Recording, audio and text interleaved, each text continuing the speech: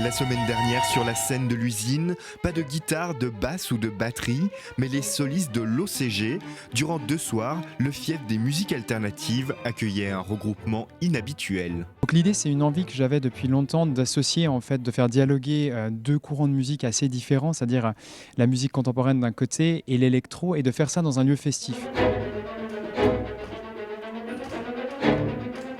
Quand on s'est mis d'accord avec l'Orchestre de chambre de Genève de se lancer dans cette aventure, notre choix s'est porté naturellement sur une œuvre, Shaker Loops de John Adams,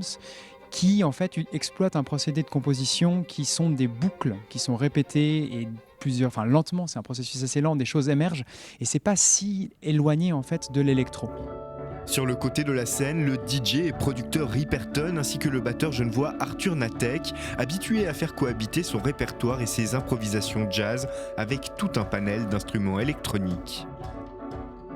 On n'a que parlé conceptuellement du projet, donc c'est la première fois que tout d'un coup on est là dans une pièce et qu'il faut qu'on trouve un accord, qu'est-ce qui fait quoi, tout le monde a préparé sa part de son côté, et donc c'est toujours des moments intéressants, c'est des moments un peu stressants aussi, puisque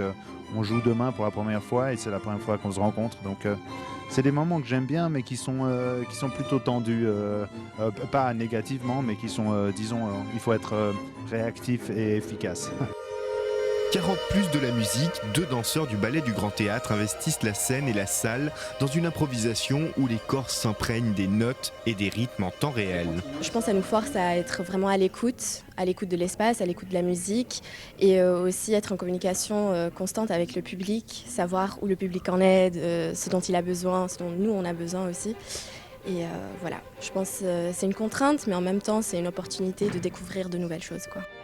Pour tous ces artistes qui ont chacun leur propre code et habitude, cette expérience inédite met de la joie et de l'exaltation sur les visages. On a un patrimoine, on a un répertoire à servir qu'il faut continuer de servir au plus haut niveau possible. Mais aujourd'hui en particulier, il faut aussi pouvoir proposer des projets dont on n'a pas forcément l'habitude et qui justement tendent à ouvrir notre art à différentes formes d'expression et à les faire dialoguer entre elles. Parce que c'est simplement comme ça que notre art reste un art vivant en fait. Un art vivant et des artistes innovants qui montrent que la culture peut rassembler et transgresser les codes établis.